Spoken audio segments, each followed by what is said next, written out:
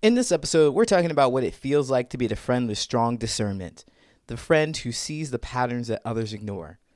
You know, the one who feels the vibe shift before anyone notices, the one who gets labeled dramatic or negative for simply recognizing the truth.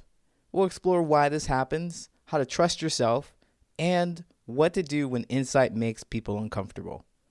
Are you ready? Let's go.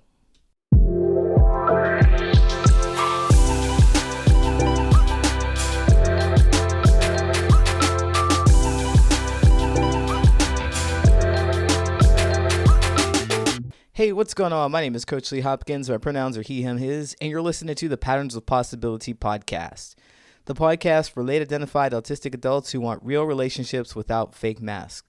Let's talk connection, clarity, and showing up as your authentic self. Now, there's a couple of things I want to say about discernment because this is a powerful skill that I think autistic people or those pattern recognition people who recognize patterns easily, they just inherently have, right? These pattern recognitions, this ability to recognize patterns, I think sits within the neurodivergent community.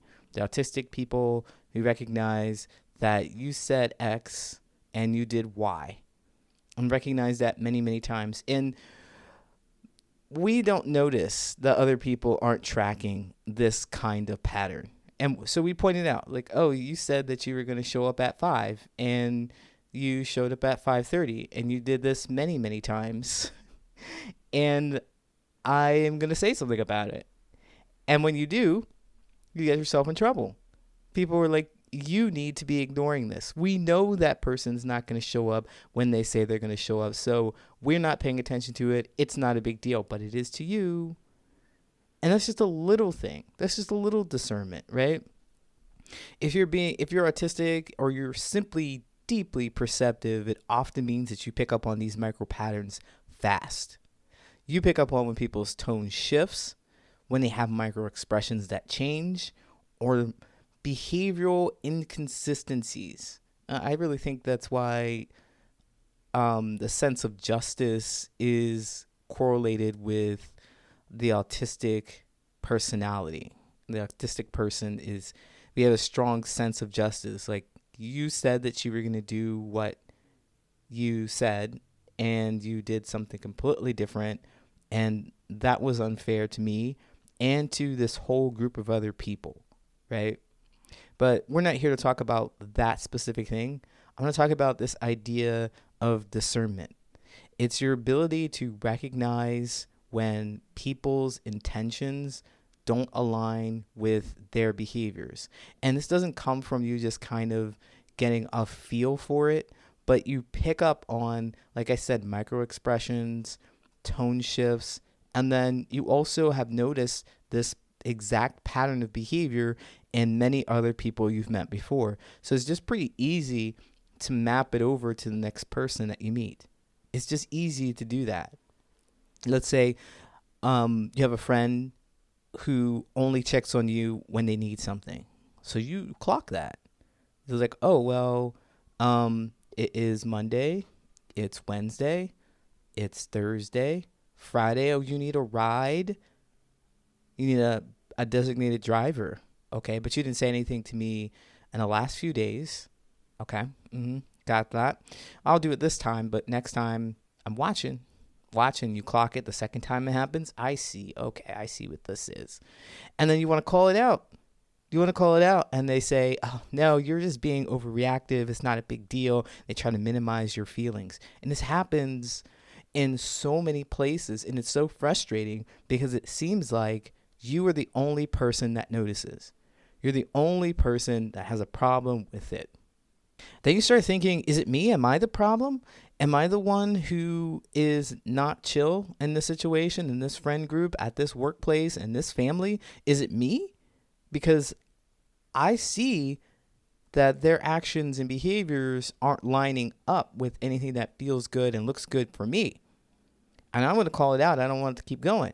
Does anybody else see this? And everybody's like, no, we don't see this, or we don't care, or you're making too big of a deal of it. And you start to shrink.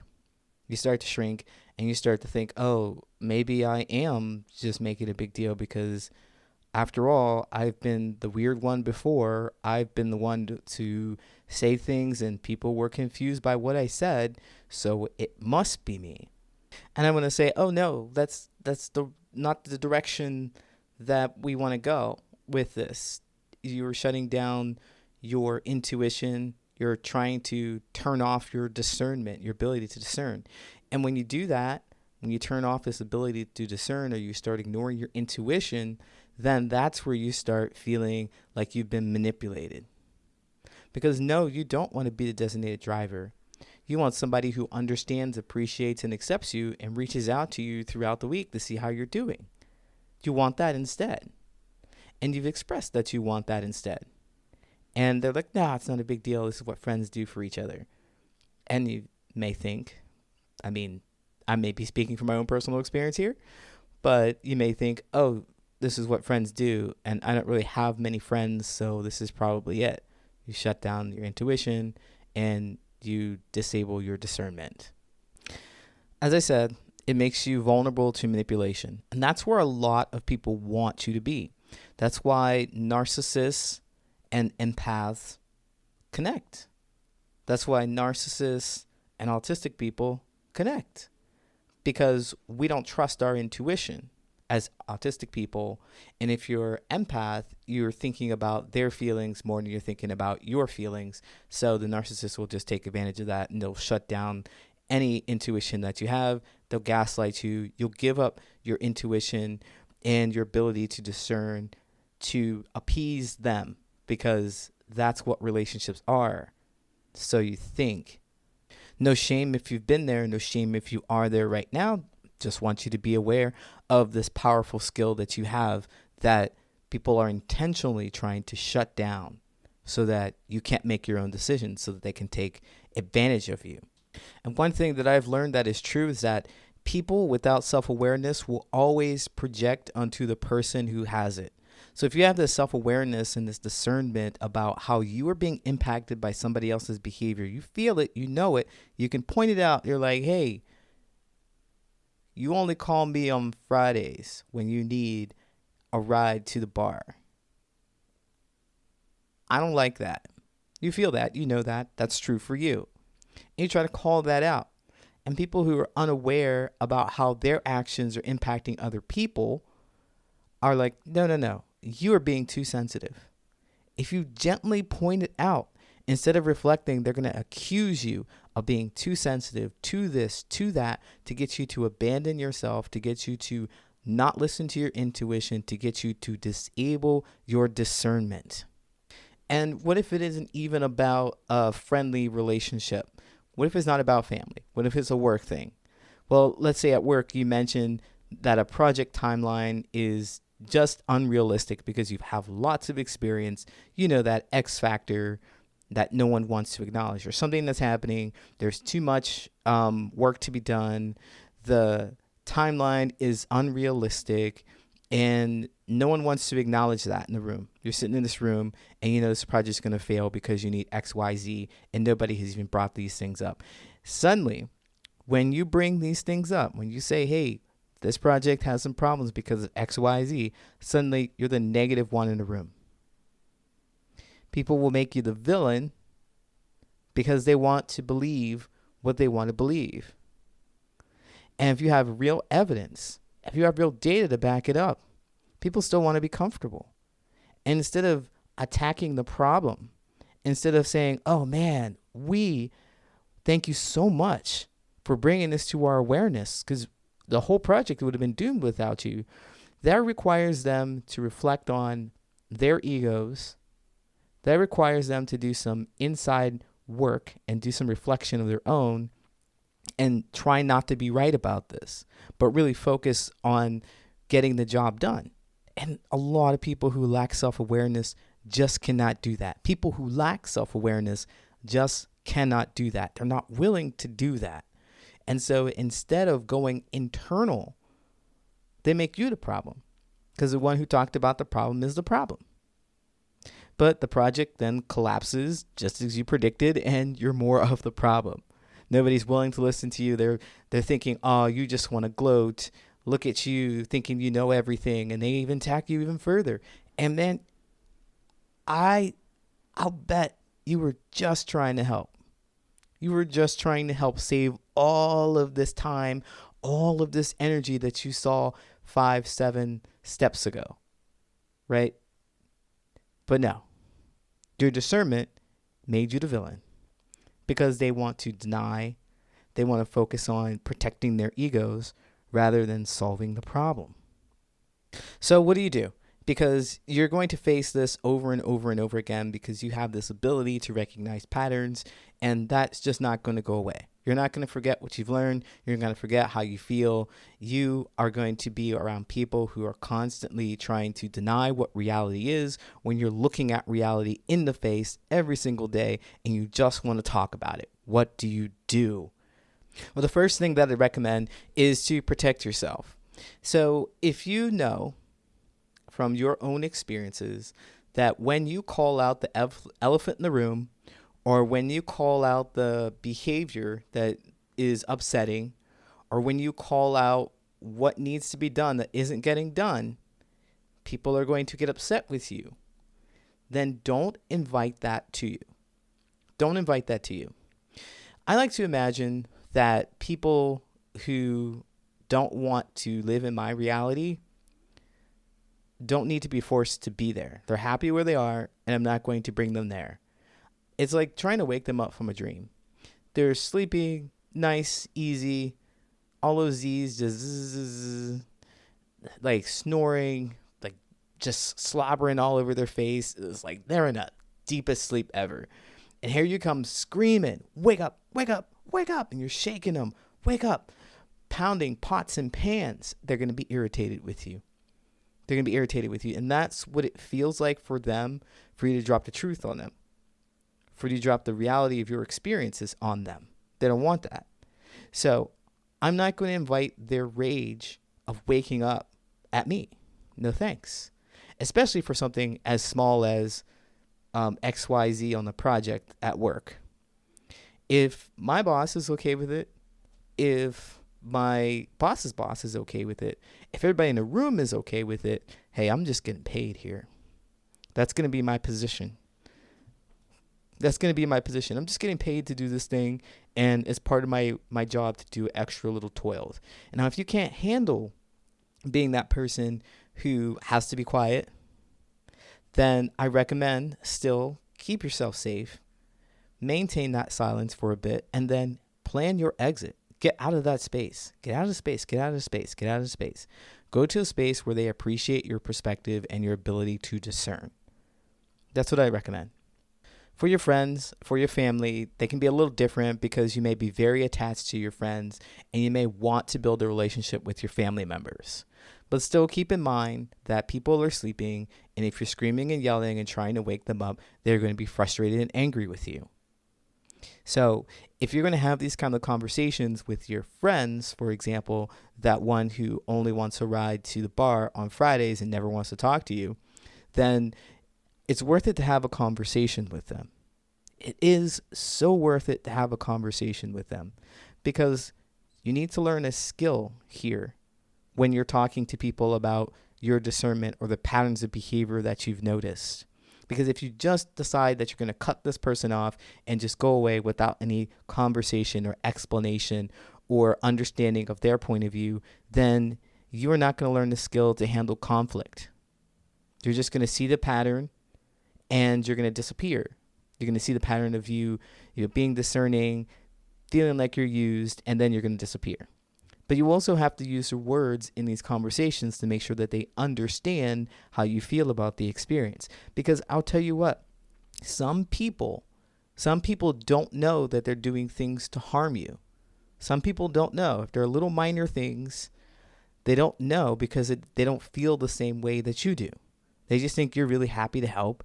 And since you don't drink, that you will be happy to take them to the bar. Right?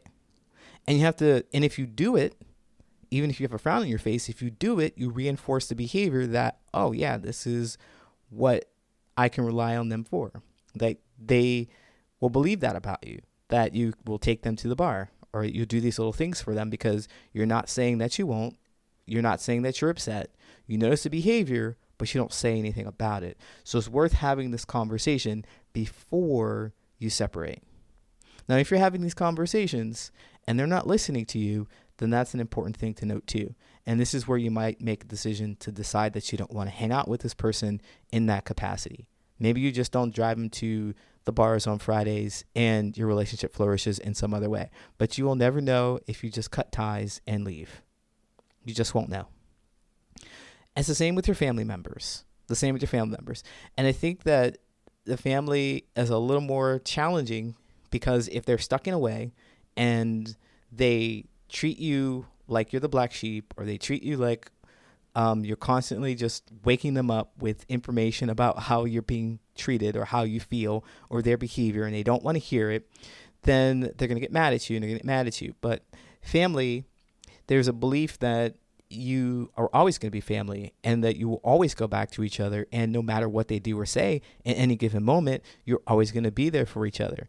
Well, if you model that behavior of you returning after something hurtful has been done to you and not having any kind of repair, then it will always be that way.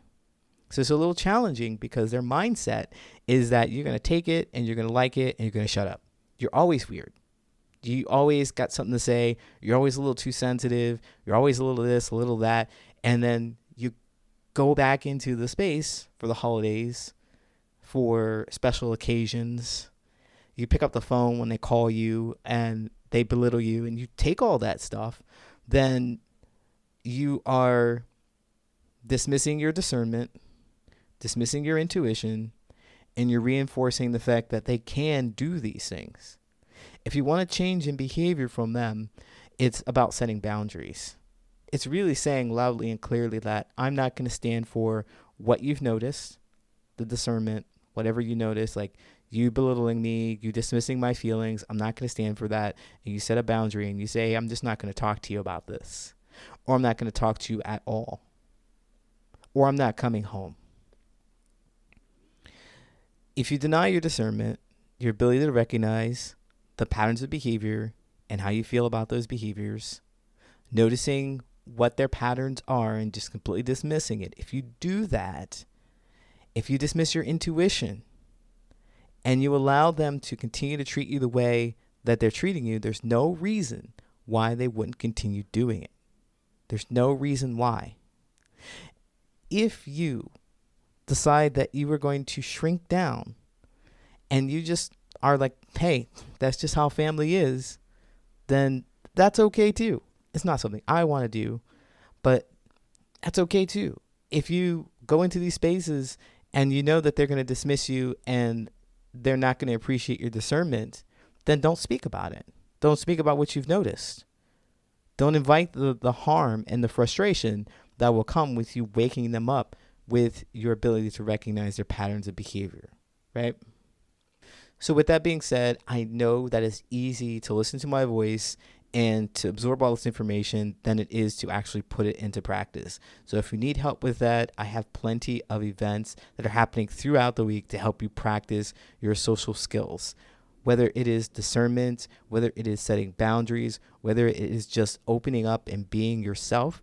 We have several events, from open coaching, where you come ask your question. I will give you a tangible answer and a breakdown of what you can do to make your situation better. I also have, on the last Sundays of the month, structured social hour, where you come and you talk to other people about your life and experiences, just about making friends. If you struggle to figure out what to say, then I'm going to give you some prompts, and you're going to go in breakout rooms, and you're going to connect with people and have genuine connections. And then there's also coaching with Lee.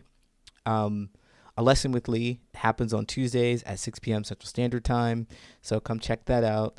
I will break down a specific topic, and then we'll have a Q&A afterward. Only lasts for 30 minutes, but you'll walk away with some really great information on how to apply it to your own life. So if you want to come to these events, some of them are free. Some of them you have to be a part of our community for, but they're all worth checking out. You can find them at patternsofpossibility.com/events. That's patternsofpossibility.com/events. I'll see you there. All right, let's wrap this up. If you've heard something today that has helped you see yourself in relationships a little differently, then I'd love to hear your thoughts.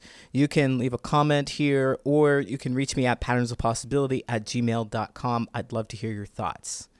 Also, if you could take a moment to rate, review, and subscribe, it really helps more people find these conversations and join our growing community. And speaking of community, if you're looking for a space where you can express yourself and be met with curiosity rather than rejection as a late diagnosed autistic adult, then come visit thepatternsofpossibility.com and find your community there. Learn more about what we're doing. We're connecting with others. You can be yourself and authenticity in this space. Find other people who've had your experiences, who know what you're going through, so you don't have to do this alone. Until next time, take care of your energy, and remember that connection starts when you allow yourself to be seen.